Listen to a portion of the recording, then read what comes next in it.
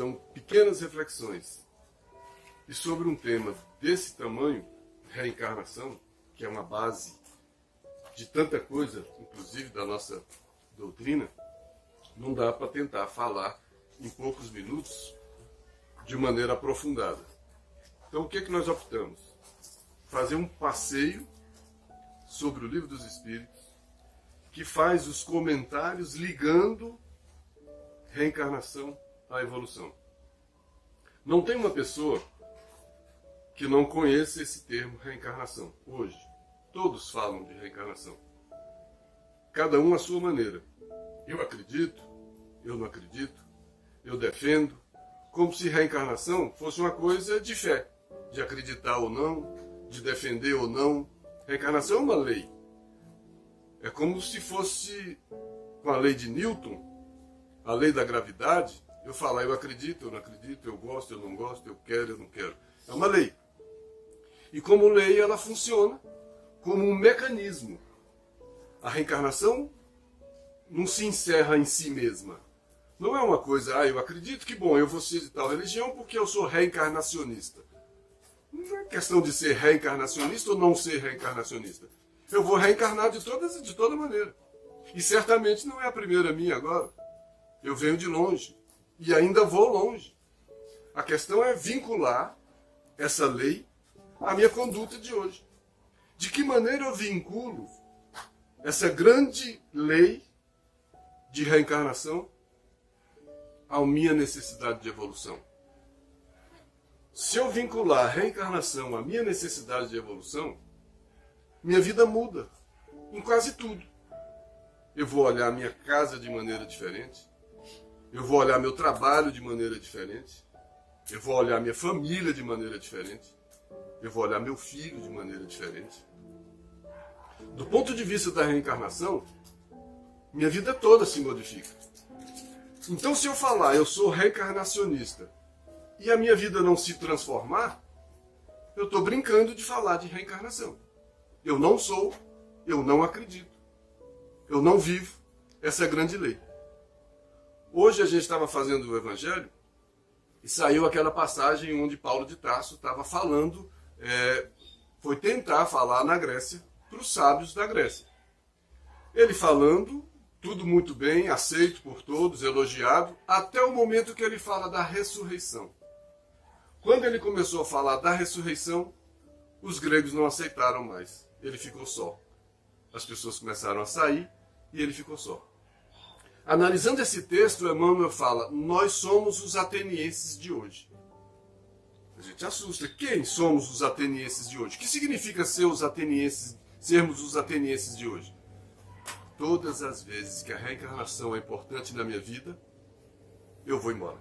Como os atenienses fizeram. Aí eu não sou mais reencarnacionista. Quando a reencarnação vai mudar a minha vida, precisa modificar minha conduta, precisa modificar minha concepção de mundo, eu esqueço.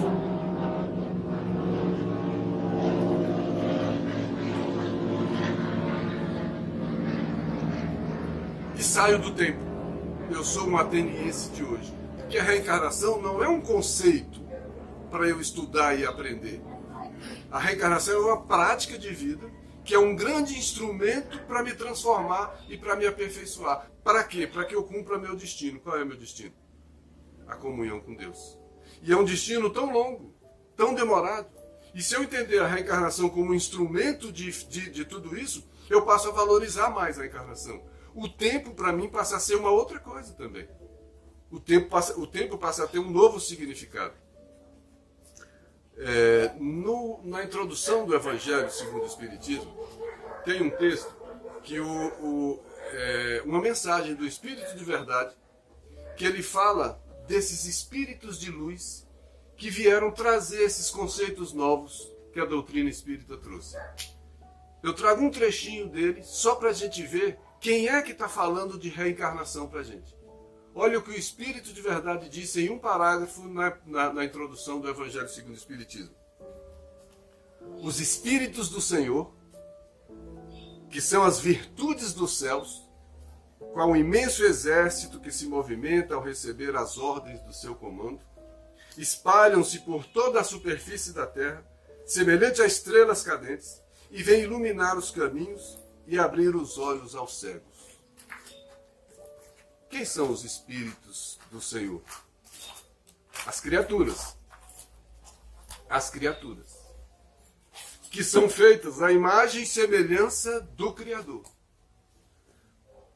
Na questão 76 do Livro dos Espíritos, o Kardec pergunta: como podemos definir os espíritos? Os espíritos dizem: são seres inteligentes da criação. Espírito é inteligência.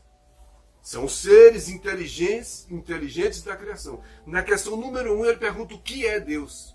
Ele diz que é a inteligência suprema e causa primeira de todas as coisas. A inteligência criadora é suprema.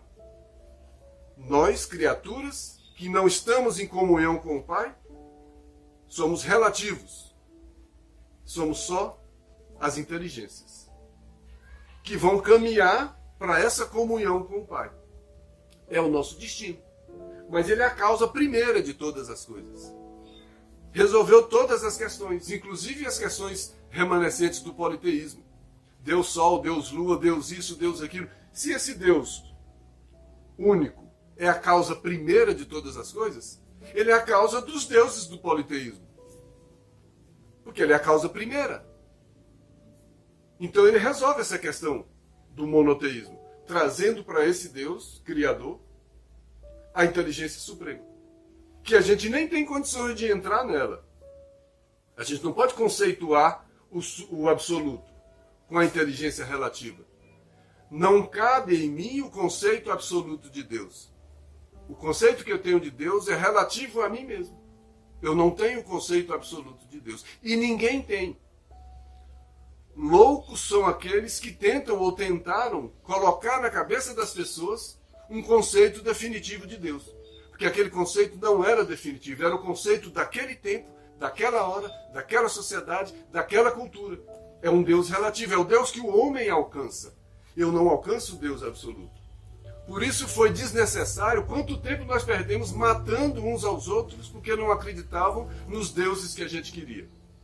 Até hoje, por que a gente recrimina ou discrimina pessoas que não veem o Deus que a gente vê ou como a gente vê?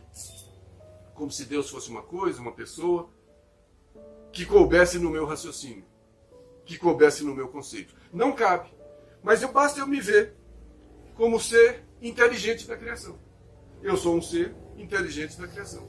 E os seres inteligentes da criação têm um destino, que é a perfeição.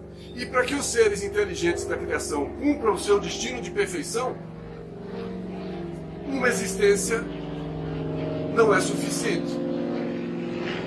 Aliás, ninguém sabe quantas existências são suficientes porque é relativa à minha conduta, é relativa ao meu comportamento.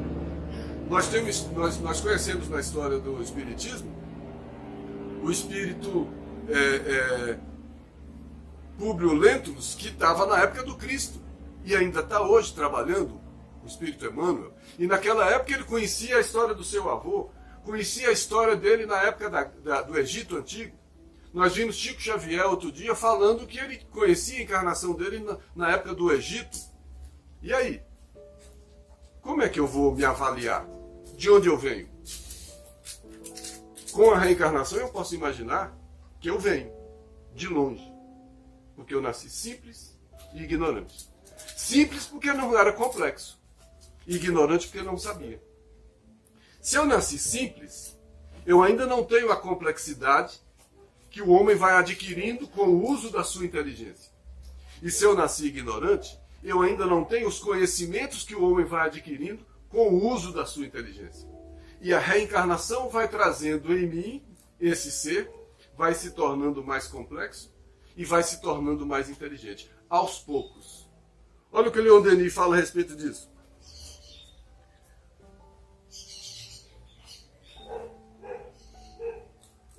A alma dorme na pedra, sonha no vegetal, agita-se no animal e acorda no homem.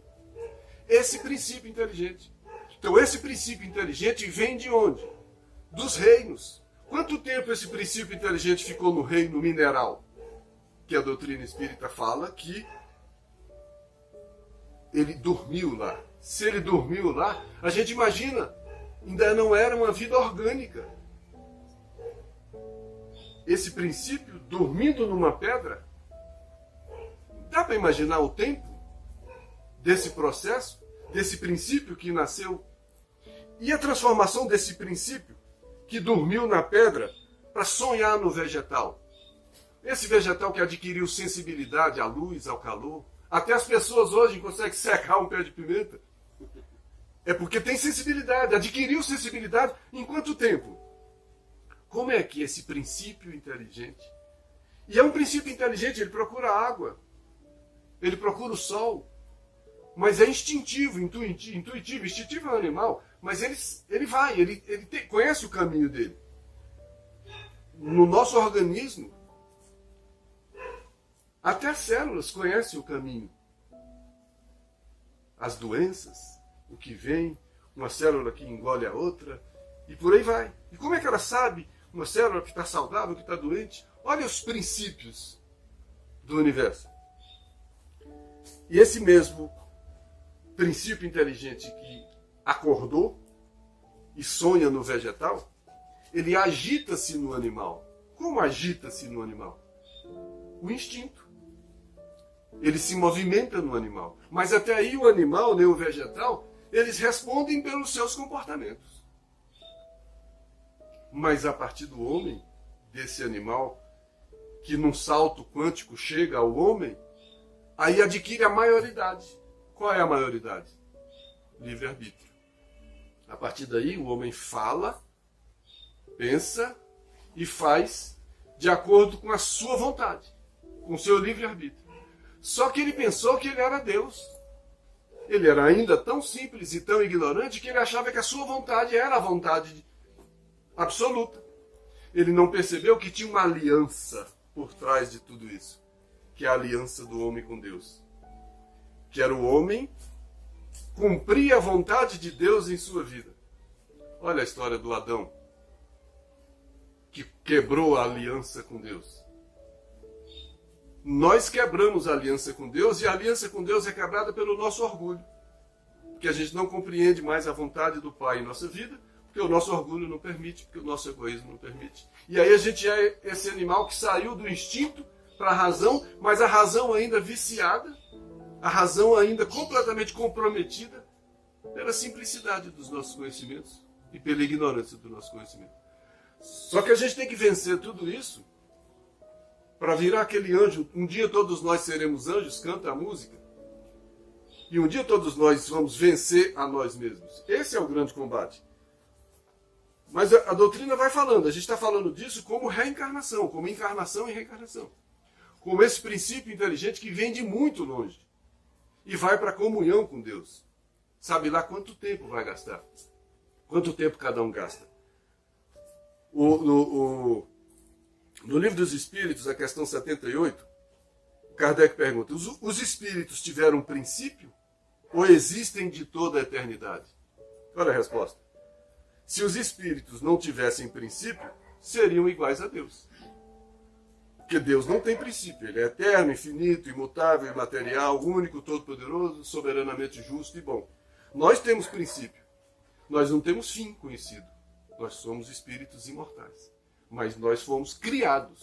Porque nós não somos criadores, nós somos criaturas. E como criaturas fomos criados. Criados simples e ignorantes. Para nos encontrarmos com o Criador. E a nossa luta é esse caminhar e encontro ao Criador. Para isso nós usamos a reencarnação.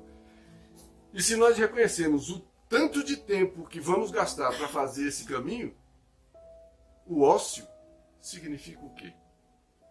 Desistir do trabalho significa o quê? Se é o trabalho que traz o progresso, e é o progresso que traz a evolução e que traz o meu aperfeiçoamento, se eu desistir da luta, então a reencarnação para mim não tem problema não. Se eu não fizer nessa encarnação, eu faço na próxima. Então eu estou aqui passeando. Eu reencarnei para nada. O compromisso que cada reencarnante tem consigo mesmo é muito maior do que aquilo que a gente imagina. Só o fato da palavra encarnar, encarna quem não é carne. Senão já era carne, não precisava encarnar. Desencarna quem deixa a carne. Então eu não sou essa carne. Eu vim de fora dela. E vou voltar para fora dela. E por que eu acho que ela é tudo em minha vida? E por que eu acho que o mundo material é tudo em minha vida? Que representa essa matéria. Se eu não sou isso. Se eu venho para isso e volto disso. E eu só levo o que eu trago. E o que eu acrescento em mim. Se eu reencarno, quando eu chego, eu sou a síntese de tudo que eu já fiz. Quando eu volto, eu levo de volta só aquilo que eu acrescentei àquilo que eu trouxe. Então, se eu chegar e não acrescentar nada àquilo que eu trouxe, eu volto como eu cheguei. Emmanuel chama isso de afogados na carne. Nós ficamos afogados na carne, mortos. Olha o Cristo, deixa os mortos enterrar os seus mortos. Quem são os mortos que enterram os seus mortos? Esses que estão afogados na carne, que encarnam, reencarnam, sem se preocupar que a reencarnação é um instrumento da evolução. Pensando que a reencarnação é mais um tempinho para a gente brincar, para a gente divertir, para a gente beber, para a gente fazer o que a gente quiser, a nossa vontade. Mas nós não somos criadores, nós somos criaturas. E a criatura não é criada para cumprir a sua própria vontade. Tem um livro, O Despertar do Espírito, que a Joana de Ângeles fala um pouco dessa coisa que o Leon Denis falou. De dormir na pedra, sonhar no vegetal, agitar no animal e acordar no homem. E ainda vamos ter que ser anjos. E o que é? Não é?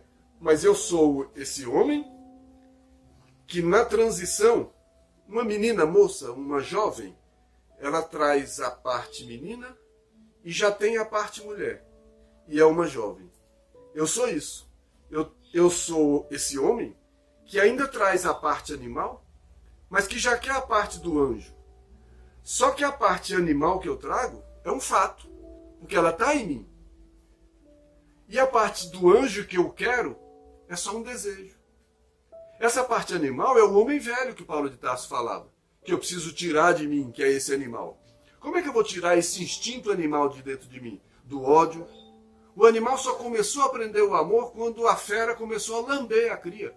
É o princípio do amor.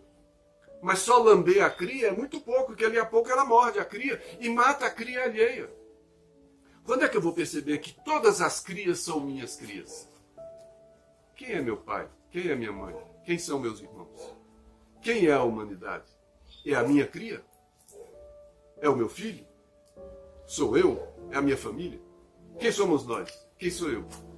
Onde é que está esse animal dentro de mim? Naquele que briga, naquele que bata, naquele que mate, naquele egoísta que toma tudo de todo mundo?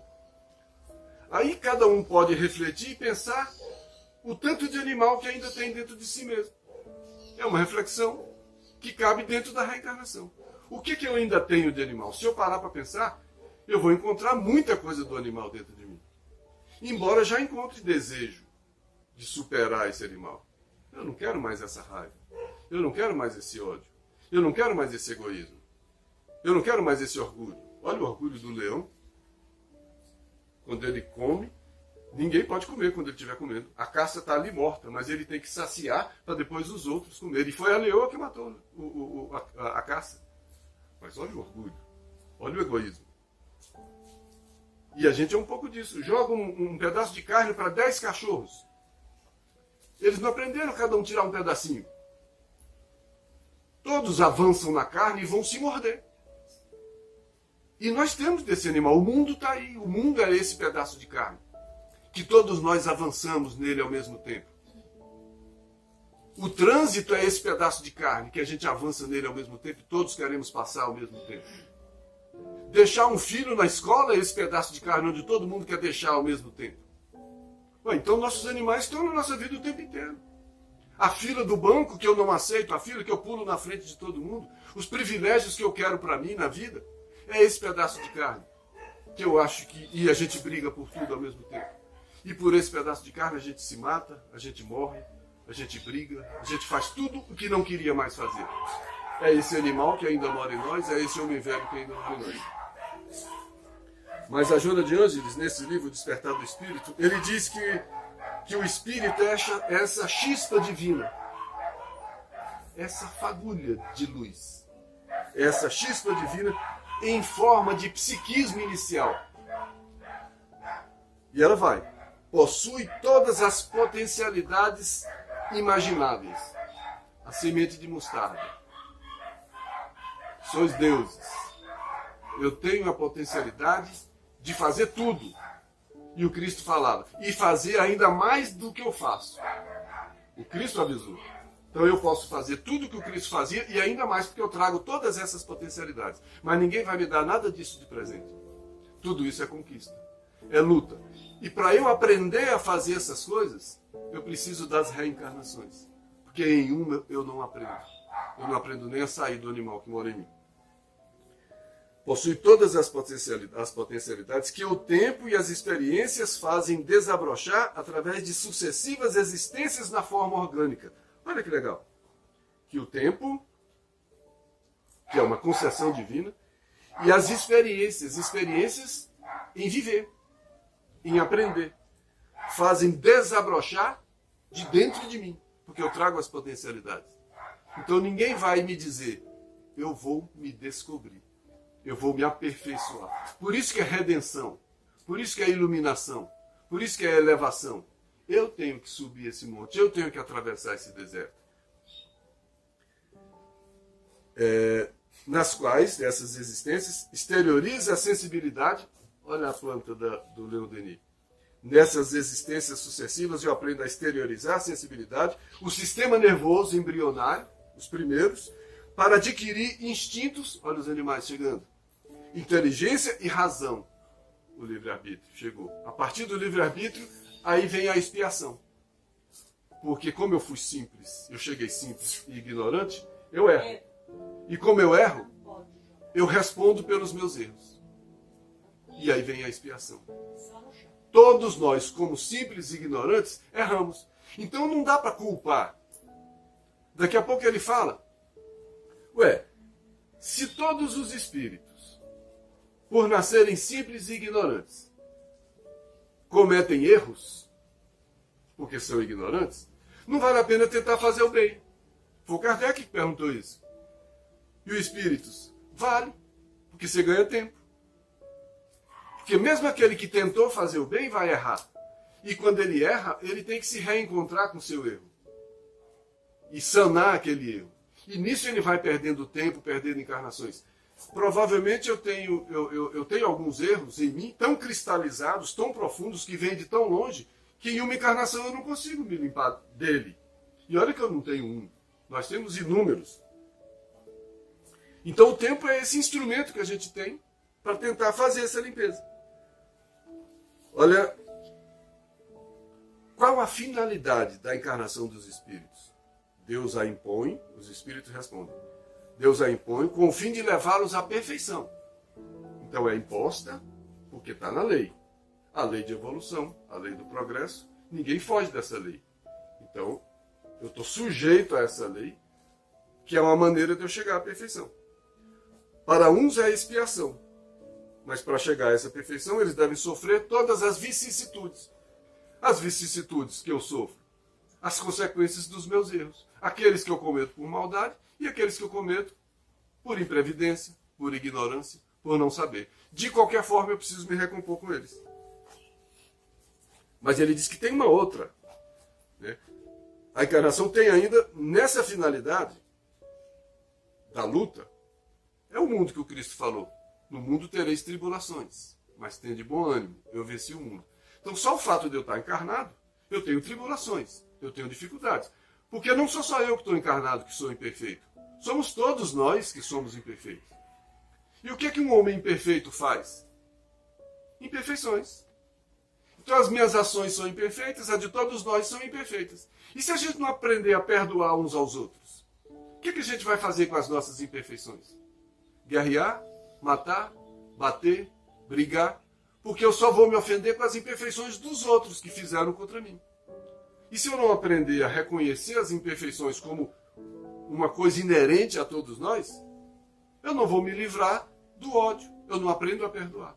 E se eu perceber que todos nós somos imperfeitos, eu vou reconhecer a sua imperfeição, assim como eu peço que compreendam as minhas imperfeições. Perdoai nossas ofensas, como nós perdoamos a quem nos tem ofendido. Está tudo no Pai Nosso. Então eu preciso ter a consciência da minha imperfeição para eu compreender a imperfeição alheia. Senão, como orgulhoso que eu sou, tudo que fazem comigo me ofende. E quanto mais eu me ofendo com as coisas alheias, mais orgulhoso eu sou, menos compreensível eu sou. Menos eu compreendo a imperfeição alheia e menos eu reconheço a minha própria imperfeição. Porque eu só vou aprender a perdoar quando eu também reconhecer. Perdoai nossas ofensas como nós perdoamos a quem nos tem ofendido. Numa segunda metade da resposta, os Espíritos falaram, mas além dessa questão de levar à perfeição, tem uma outra. A reencarnação tem ainda outra finalidade, que é a de pôr o espírito em condições de enfrentar a sua parte na obra da criação. Então eu tenho dois trabalhos simultâneos. Eu me trabalhar, e enquanto eu me trabalho, eu trabalho na obra da criação. Qual é a obra da criação? A redenção humana. A construção do reino de Deus no coração dos homens. Transformar o mundo, regenerar todos esses mundos na lei do progresso vão caminhando para a regeneração. E alguém vai fazer essa regeneração, se não as próprias pessoas? Então é na medida em que eu me transformo, que a minha transformação ajuda a transformar o mundo. Olha uma frase do Cristo. Quando os discípulos foram levar alimento para ele, e ele não quis o alimento e falou, olha, o meu alimento é cumprir a vontade do Pai e também cumprir a sua obra. É fazer a vontade do Pai e cumprir a sua obra. Quando ele diz é fazer a vontade do Pai, o que ele disse? Eu não vim com vontade própria. Eu não vim para fazer o que eu quero. Eu vim como missionário de uma vontade maior, de uma inteligência suprema. Eu e o Pai somos um. O Verbo de Deus, o Verbo que se fez carne. Ele trouxe a mensagem de Deus, ele trouxe a mensagem do Pai, essa mensagem de regeneração. Ele veio para isso, ele não veio para as coisas dele. Ele não fez nada por si e para si, para o seu orgulho. Olha o nosso dia a dia. O que eu faço no meu dia que não é para mim? Ou que não é para um filho? Ou que não é para o meu núcleozinho familiar? Muito pouca coisa que eu faço do meu tempo não é só para esse orgulho. E o Cristo falou, o meu alimento, quer dizer, ele se alimenta espiritualmente de cumprir a vontade do Pai e fazer a sua obra, que é a regeneração humana. Por isso, ide pelo mundo e pregai o Evangelho a todas as criaturas.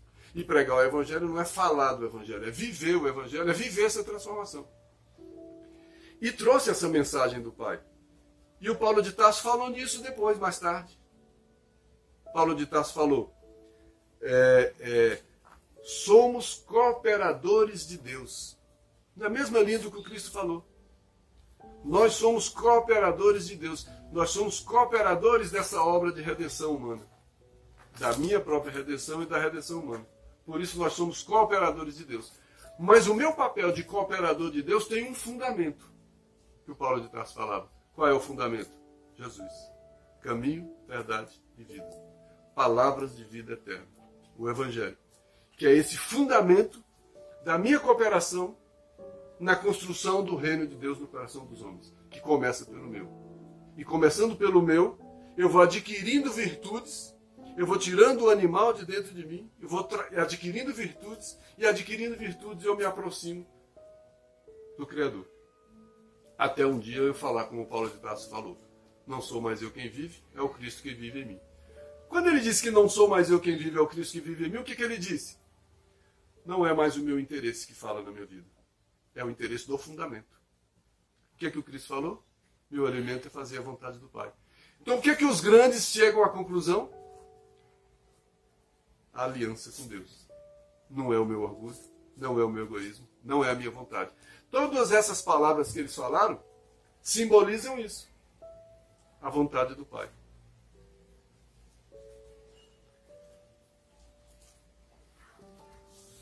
Olha, o Kardec pergunta, o número de encarnações é o mesmo para os espíritos em geral?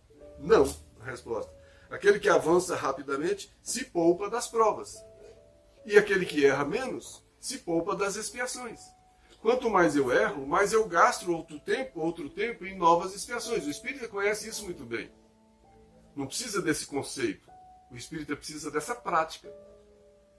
Eu não preciso mais perceber que a reencarnação existe. Eu preciso perceber que eu preciso usar melhor essa minha reencarnação. Eu preciso aproveitar melhor o meu tempo. Fazer mais a vontade do Pai e cumprir a sua obra. Esse é o aprendizado. Que seja feita a vossa vontade. Que a gente tem dificuldade de aprender. O Divaldo, através da Joana de Ângeles, a Joana de Ângeles, através do Divaldo, no livro Despertar do Espírito, ele continua. Os vícios mentais, olha aquilo que fica impregnado em nós. Os vícios mentais e as fixações danosas, o erro são nossas tentações. Livrai-nos do mal. Né? Não nos deixeis cair em tentação, mas livrai-nos do mal. Quais as tentações? Esses vícios morais que moram em mim, porque me tentam. Me tentam porque eu sou tentado. Se eu sou um alcoólatra, a bebida me tenta. Se eu me libertei do vício, a bebida não me tenta mais. O que me tenta ainda? Falar dos outros? Sentir raiva? Ser orgulhoso? Ser egoísta? Querer tudo para mim? Se tudo isso me tenta, são vícios morais. São as tentações que ainda me vencem. E por me vencerem ainda me escravizam. Né? Esses vícios mentais e fixações danosas que procedem das existências espirituais anteriores, olha a reencarnação. Eu chego trazendo tudo o que eu sou, em erros, em acertos. Como eu já chego aqui desequilibrado, pelos meus próprios atos, pelo meu próprio livre-arbítrio, o meu papel é me libertar desses meus vícios, dessas minhas imperfeições. Por isso o processo é de libertação. Libertar daquilo que me escraviza, libertar daquilo que me prende, libertar dessas tentações que são maiores do que eu, porque elas me vencem a todo momento. Então, procedem das existências espirituais anteriores, se integram de tal forma no eu profundo. Olha como por que eu não sei que eu sou egoísta? Por que eu não sei que eu sou orgulhoso? Porque esses vícios mentais, que procedem de existências anteriores, se integram de tal forma no eu profundo, eu sou tanto isso, e o eu profundo vem de onde? As vidas passadas. Subconsciente. O que eu já vivi. Está impregnado nesse eu profundo. Esses vícios. Por isso é difícil deixar de ser o que eu sempre fui. Por isso é que é mais cômodo eu continuar sendo sempre o que eu sempre fui. É difícil mudar. Mudar é quebrar a si mesmo. É ferir a carne. É cortar o próprio coração. É quebrar aquilo que está cristalizado dentro de nós. Numa perfeita sintonia. Eu tenho sintonia com os meus vícios morais. Nós somos um. Como é que eu vou deixar de ser um? Tem que ter uma vontade maior. E essa vontade maior é que é difícil. Então eles se integram de tal forma no eu profundo que se manifestam com frequência nas novas incursões reencarnatórias. Eu chego de novo do mesmo jeito. Ele está tão impregnado de maneira tão profunda em mim, o eu antigo, o homem velho, está tão dentro de mim, que eu chego novamente trazendo o eu velho de novo. E se eu não tiver uma força muito grande para vencer esse eu velho que eu já trago impregnado no mais profundo de mim, eu vou ter mais uma reencarnação sem fazer as modificações que eu preciso fazer. Aí eu fico aquele afogado na carne que o Emmanuel falou. Eu encarno, reencarno, reencarno, reencarno, sempre o mesmo. Porque eu não consegui fazer essa transformação. E essa transformação é uma grande luta, é o combate interior que o Paulo de Tarso falava. Travei o bom combate, que é o combate com a gente mesmo. E essas deficiências, essas imperfeições que trazemos, né, de forma nas incursões reencarnatórias, nas próximas encarnações, de forma perturbadora, com síndromes variadas, emocionais, psiquiátricas e orgânicas. Eu sou responsável por mim mesmo. Eu me construo e me reconstruo a cada encarnação. Hoje eu estou construindo a minha próxima reencarnação. porque eu estou desmanchando algumas coisas ou estou sedimentando outras. Então o futuro está agora, como o passado também está agora. Então os 3 tempos estão no mesmo momento. Quando eu estou falando aqui agora, eu emito todo o meu passado que está sedimentado em mim, e o meu futuro eu já estou construindo, que quando eu falo determinadas coisas, eu estou sedimentando e construindo o meu futuro.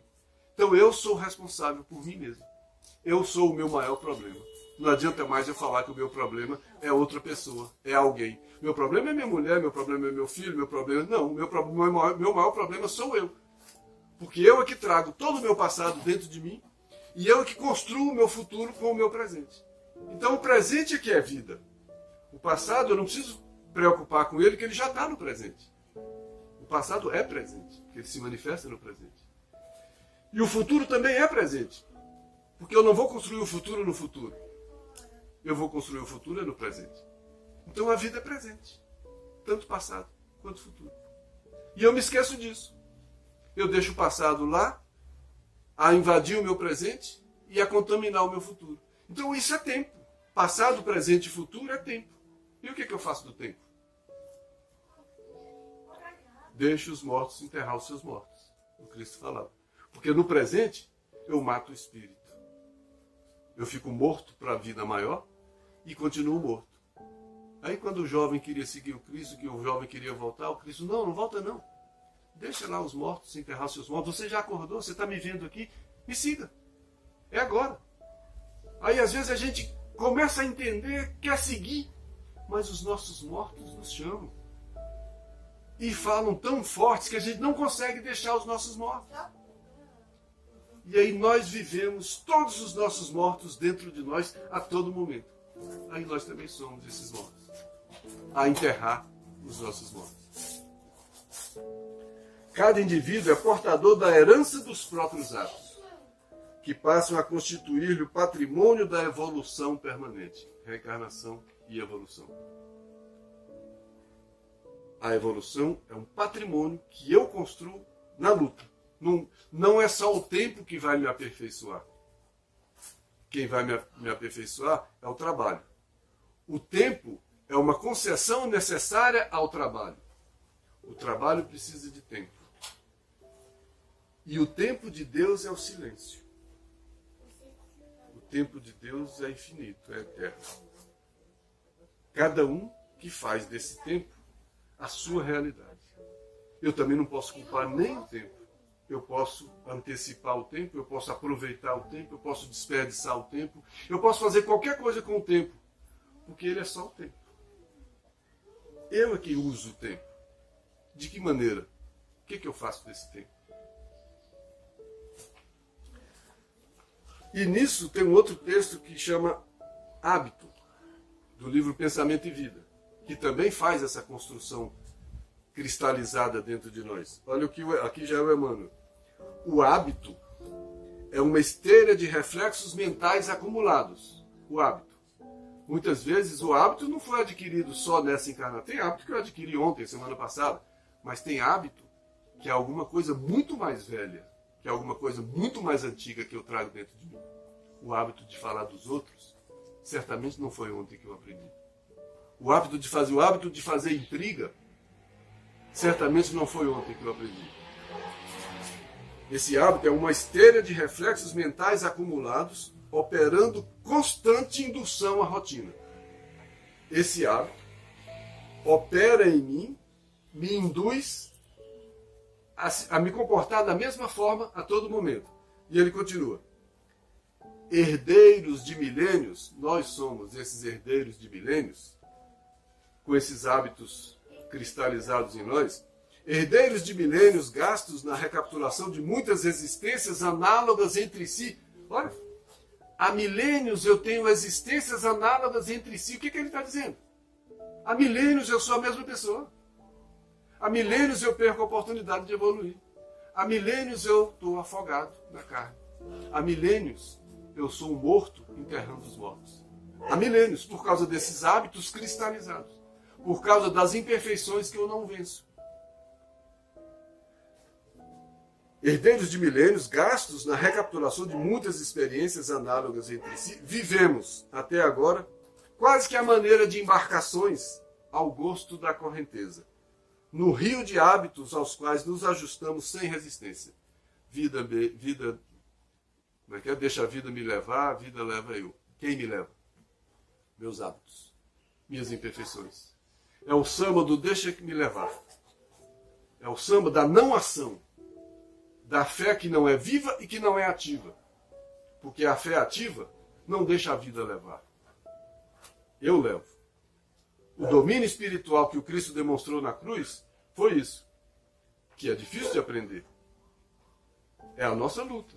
Ter domínio sobre nós mesmos, ter vontade e se controlar o nervosismo, controlar as vontades inferiores, é uma grande atuação do aprendizado. E para encerrar, como tem várias coisas aqui, vou escolher uma bem... Missionários da Luz, que é um livro. Olha o que o André Luiz disse, falando de reencarnação. Receber um corpo, eu recebo. Eu não sou corpo, eu não tenho corpo, eu sou aquela chispa de luz. Eu sou aquela inteligência. Receber um corpo nas concessões do reencarnacionismo é uma concessão difícil. Não é ganhar um barco para a nova aventura. Nasci de novo, tá beleza, cheguei, vamos curtir de novo. Reencarnar não é isso. Ao acaso das circunstâncias. Significa responsabilidade definida nos serviços de aprendizagem. Responsabilidade nos serviços de aprendizagem. Eu tenho que responder por isso, porque eu tenho livre-arbítrio. E eu respondo por isso. Da elevação ou reparação.